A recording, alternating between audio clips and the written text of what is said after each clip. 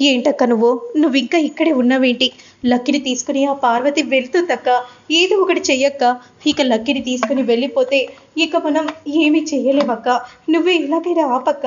ఇలా నువ్వు మౌనంగా ఉంటే ఎలా చెప్పక్క అనే విధంగా జాను అంటూ చాలా బాధపడిపోతూ ఉంటుంది.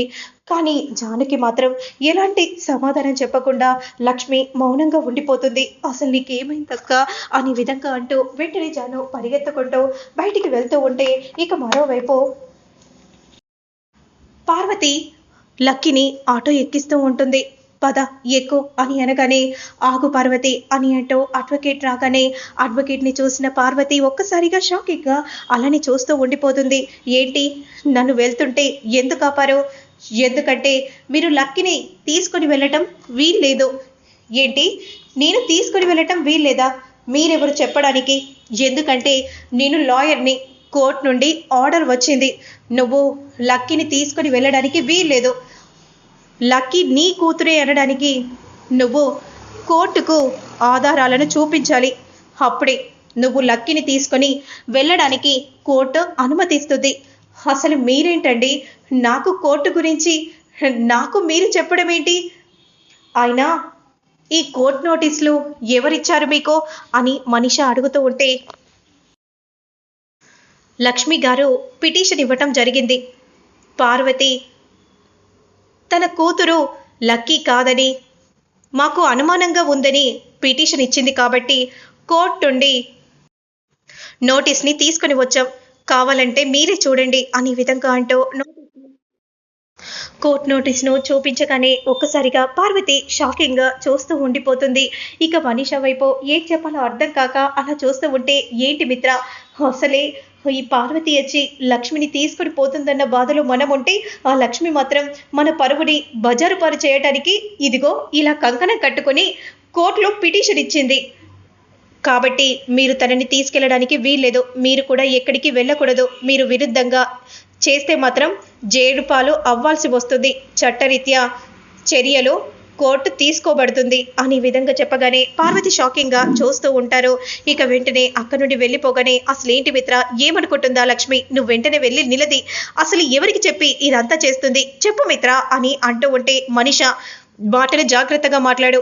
లక్ష్మి మాత్రం ఎప్పుడు స్వార్థం గురించి ఆలోచించదు. ఎందుకంటే మిత్ర సంతోషం గురించే ఆలోచిస్తుంది. ఇంకెప్పుడు కూడా నా కోడల్ని అంటే నేను ఊరుకోను. ఏంటి బావగారు ఏంటి ఇలా మన పరువును పదితపాలు చేయటం మీకు బాగా అనిపిస్తుందా? మీరే చెప్పండి. ఇందులో లక్ష్మి చేసింది తప్పేముంది? అయినా నా కూతుర్ని నేను తీసుకెళ్ళడానికి కోర్టు నోటీస్ ఇవ్వడం ఏంటి? నేను నిరూపించుకోవడం ఏంటి? నాకేం అర్థం కావట్లేదు. అసలు మీరు ఇలా చేస్తారని నేను ఊహించలేదు అని పార్వతి అంటూ ఉంటుంది. అసలు లక్ష్మి గారు ఎక్కడ? ఎప్పుడే మాట్లాడతాను? ఎందుకు ఇదంతా చేసింది? తను చేసిన దాంట్లో తప్పు లేదు. నా కోడల్ని మీరంటే మాత్రం నేను ఊరుకోను. ఎందుకంటే కేవలం మిత్ర లక్కీల గురించి ఆలోచించే ఈ నిర్ణయం తీసుకుంది. అయినా మిత్ర ఒక్కటి ఆలోచించు.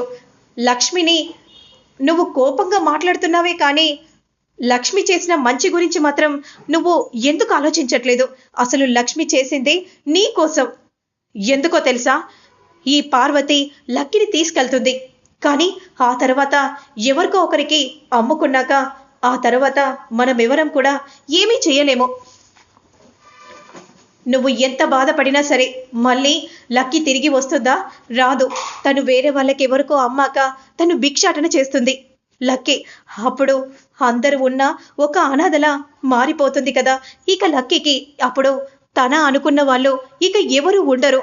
ఇదంతా ఇదంతా ఆలోచించే లక్ష్మి ఈ నిర్ణయం తీసుకుంది. నువ్వు మనసు పెట్టి ఆలోచిస్తే నీకు అర్థమవుతుంది. ఒకవేళ కోర్టులో నిజంగా పార్వతి తన కన్నతల్లి కాకపోతే అప్పుడు లక్కీ పరిస్థితి ఏంట్రా? ఈ విషయం గురించి ఆలోచించావా? ఇప్పుడు తను తీసుకెళ్తుందని ఆలోచిస్తున్నావు?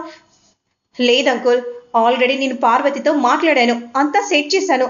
తను ఇక్కడే ఉండడానికి ఒప్పుకుంది అని మీరంటున్నారు. అసలు లక్ష్మి తను సొంత తల్లి కాదని నిరూపించే పనిలో ఉంది. అలా అయితే ఎవరికి నష్టం? ఆలోచించు మిత్ర. మనసు పెట్టి ఆలోచిస్తే నీకే అర్థమవుతుంది అని విధంగా జయదేవ్ అనగానే ఇక మిత్ర అలానే చూస్తూ ఉంటాడు. ఇదేంటి ఈ జయదేవ్ అంకుల్ ప్లాన్ అంతా కూడా రివర్స్ చేస్తున్నాడు మనసులో మనిషి అనుకుంటూ అలా కోపంగా చూస్తూ ఉంటుంది. ఇక మరోవైపు మాత్రం సరియు దగ్గరికి పిఏ వస్తారు. మేడం, ఏంటి పిఏ అంత తారుమారైంది మేడం? అంతా తెలుసు. ఆ లక్ష్మి ఎంత తెలివిగా ప్లాన్ని తిప్పి కొట్టిందంటే మీడియా వాళ్ళను రప్పించింది లక్ష్మిని, ఇక కోర్టు నోటీస్ ఇచ్చింది కూడా లక్ష్మియే అని నాకు తెలుసు. కానీ ఎలా మేడం? అప్పుడు కోర్టులో ఆ పార్వతి సొంత తల్లి కాదని తెలిసిపోతే అప్పుడు మీకు ప్రమాదం కదా మేడం. ఆల్రెడీ నేను పార్వతికి ముందే చెప్పి ఉంచాను. ఏదైనా జరగరాని మిస్టేక్ జరిగితే మాత్రం మనీషా పేరుని బయట పెట్టమని ఆల్రెడీ చెప్పుంచాను. కానీ మనీషా ఏదో ఒకటి చేసి బయటికి వస్తే అప్పుడు ఎలా మేడం? తన పేరు రాకపోతే వస్తుంది, ఖచ్చితంగా వచ్చేలా నేనైనా చెప్తాను కదా. ఇదంతా నా చేత మనీషాని చేయించింది, దీని అంతటికీ కారణం మనీషానే అని, పార్వతిని కూడా సృష్టించింది మనీషా వల్లే అని ఇదంతా బయటికి చెప్పాక ఆ తరువాత బీహార్కి లక్కీ వెళ్ళటం కాదు, మనీషాని మెడ పట్టుకొని వేరే ఇండియాకి పంపించేసేస్తాడు అని ఈ విధంగా సరయు అంటూ అలానే చూస్తూ ఉంటుంది. ఇక మరోవైపు మాత్రం ఆంజనేయుడు చెప్పినట్టుగానే జరిగింది కదా. అవును, నాకు చాలా సంతోషంగా ఉంది. సరే పద అని ఏంటో వెంటనే అక్కడి నుండి వెళ్తూ ఉంటారు పిల్లలు. ఇక మరోవైపు మాత్రం కోపంగా మనీషా మాత్రం లక్ష్మి బయటికి రా, నిన్నే బయటికి రా లక్ష్మి అని అంటూ ఉంటే బయటికి రా లక్ష్మి అని విధంగా కోపంగా మనీషా అరుస్తూ ఉంటుంది. ఎందుకు అరుస్తున్నా? వస్తున్నాను కదా అని విధంగా అంటూ వెంటనే లక్ష్మి అలా క్రిందికి దిగగానే ఎందుకు ఇదంతా చేసావు? మా కుటుంబ పరువు తీయడానికే ఇదంతా చేసావా అని దేవయాని అంటూ ఉంటే ఏంటి చిన్నత్తయ్య, నేనెందుకు చేస్తాను? నువ్వే కదా మీడియాను రప్పించింది, కోర్టులో నోటీస్ ఇచ్చింది, ఇదంతా చేసింది నువ్వే కదా. పైగా నువ్వు కాదని చెప్తావా? పార్వతి గురించి ఎంక్వైరీ చేసింది కూడా నువ్వే కదా. నేనెందుకు అబద్ధం చెప్తాను? అబద్ధం చెప్పాల్సిన అవసరం నాకేంటి? అదంతా నేనే చేస్తాను. లక్కీ కన్న తల్లి పార్వతి కాదని నిరూపించడానికే. ఏంటి నేను కాదా? నా కూతురు మీ కూతురైతే తను నా కూతురు, నాకలా అనిపించట్లేదు. అందుకే పిటిషన్ ఇచ్చాను. నా రక్తం ఇచ్చి లక్కీని కాపాడాను. ఎందుకో తెలుసా? మిత్ర గారి ప్రాణం లక్కీలో ఉంది కాబట్టి. మీరు రక్తం ఇచ్చి కాపాడితే నా రక్తాన్ని దారపోసాను నా కూతురికి. మీతో నేను తర్వాత మాట్లాడతాను. నీ రక్తాన్ని దారపోసింది నువ్వో లేదో వేరే ఎవరా అనేది కోర్టులో తెలుస్తుంది. అప్పటి వరకు మీరు కాస్త ఆగితే మంచిది. అవును, మా అక్క ఏది చేసినా సరే ఆలోచించే చేస్తుంది అని జాను ఈ విధంగా అంటూ ఉంటుంది. ఏంటి లక్ష్మి, ఇదంతా నాకు చెప్పి చేసావా? మీ గురించే మిత్రగారు నేను ఇదంతా చేసింది అని లక్ష్మి అంటూ ఉంటుంది. అవునరా మిత్ర, ఒక వైపు చూస్తే మాత్రం ఇదంతా కూడా ఒక మంచికే అని నాకు అనిపిస్తుంది అని విధంగా అంటూ ఉండగా ఇక మరోవైపు పిల్లలు కూర్చొని టీవీ చూస్తూ ఉంటారు. అదే సమయానికి భాస్కర్కి వడ్డిస్తూ ఉంటుంది. ఏంటండి భోజనం తినకుండా అలా లేస్తున్నారేంటి అని అంటూ ఉంటే ఇక ఏం సమాధానం చెప్పకుండా తన భార్యకి వెంటనే అక్కడి నుండి లేచి వెళ్ళిపోతాడు. ఆయన బాధపడుతున్నట్టున్నారు అని మనసులో సుధా అనుకుంటూ ఉంటుంది. మరోవైపు అసలు లక్ష్మికి ఎలాగైనా సరే నిజం తెలియాలి అని అంటూ ఫోన్ చేస్తారు. హలో, ఎవరు మాట్లాడేది? నేను భాస్కర్ని. అవునా, మీరా అంకుల్? బాగున్నారా అంకుల్?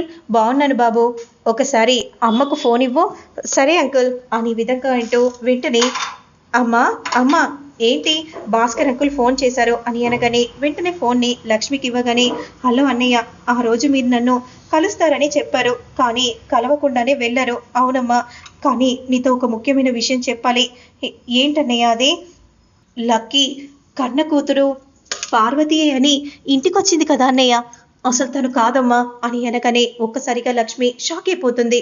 మరి ఎవరన్నయ్య అని అంటూ ఉంటే అది నువ్వే అని అనబోతూ ఉండగా ఫోన్ తీసుకొని క్రింద పడేస్తుంది సుధా. ఎందుకు ఇదంతా చేసావు? నాకంటే వాళ్ళే ఎక్కువైపోయారా? అయినా మనీష ఎంతకైనా తెగిస్తుందండి. మీ ప్రాణాలు తీయటానికి మిమ్మల్ని వెతుకుతుంది. నాకు మీరు ముఖ్యం. మీరెందుకండి మా గురించి ఆలోచించకుండా వాళ్ళ గురించి ఎందుకు ఆలోచిస్తున్నారు? నా గురించి కూడా మీరు ఆలోచించాలి కదా అనే విధంగా అంటూ ఉంటుంది. అది కాదు, లక్ష్మి కూడా ముఖ్యమే కదా, అసలు కన్న తల్లి లక్ష్మియే కదా. కానీ ఈ విషయం తెలిస్తే అప్పుడు మనకే కదండి ప్రమాదం. మీరే చెప్పారని మనిషకు కూడా తెలిసిపోతుంది. అప్పుడు మిమ్మల్ని చంపడానికి కూడా వెనుకాడదు. అందుకే అండి, వద్దండి, ఎందుకు చెప్తున్నానో వినండి అనే విధంగా సుధా అంటూ ఉంటుంది.